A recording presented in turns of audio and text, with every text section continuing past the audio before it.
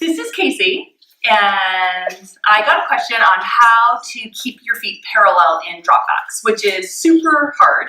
It actually wasn't Casey who asked the question, but we recruited her to demonstrate. So frequently people will spin their toes out and keep their heels in when they are doing dropbacks, and this means, so basically, like, it's pretty easy to start with feet parallel, or we see people start with feet parallel a lot. But as they drop back, the weight of their body comes out of their legs and it drops into the upper body, in the arms, or to the mat behind them. And what happens when that happens is that the weight's no longer in the feet, which means that they can pretty easily spin out to the sides because there's not the weight grounding the feet down. But if you keep your legs super strong, then the feet should stay pretty well grounded on the mat, and that would mean that they should stay more or less parallel. So Casey can easily drop back to the mat, but it's a little bit more difficult to do that and keep your feet parallel and keep control of the back bend.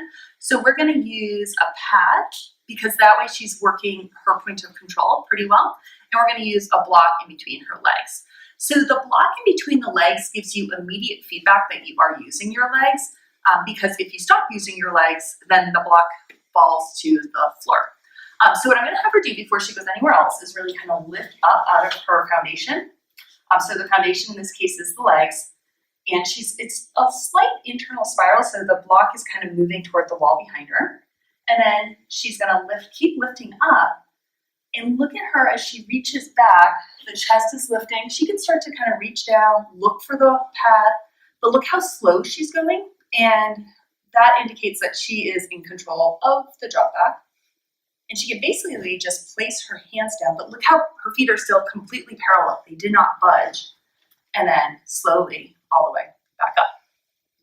So that's really good. So I'm going to drop her back, if you don't mind. Come on a little bit forward. So she's starting with her legs parallel. I mean, I could make her do that with the block as well, and I think she would keep it, but I won't do that to her right now. Reach your arms up. Don't drop your head, look to your chest. So breathe into your legs and think about keeping them super grounded. I'm going to lift you up. You're going to reach back with the hands. Don't move the legs. Just reach back and start to bend back. So I'm pushing her thoracic spine up, and then I'm going to take my opposite fist and kind of put it right below my first one. So she's basically bending over my legs right now, or over my fist rather, and she's staying in her legs. Her legs haven't moved. Okay, now start to really reach for the floor.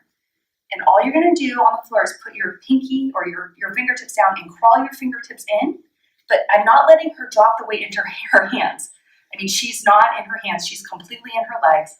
And then I'm going to help her come back up. So I helped a little bit too with my hands. But basically, I didn't let the weight, or she didn't let the weight, we didn't let her weight go into her hands, because quite frequently, when the weight drops to the upper body, the legs spin out because the weight of the legs isn't grounding them down. So, thank you. Thank you.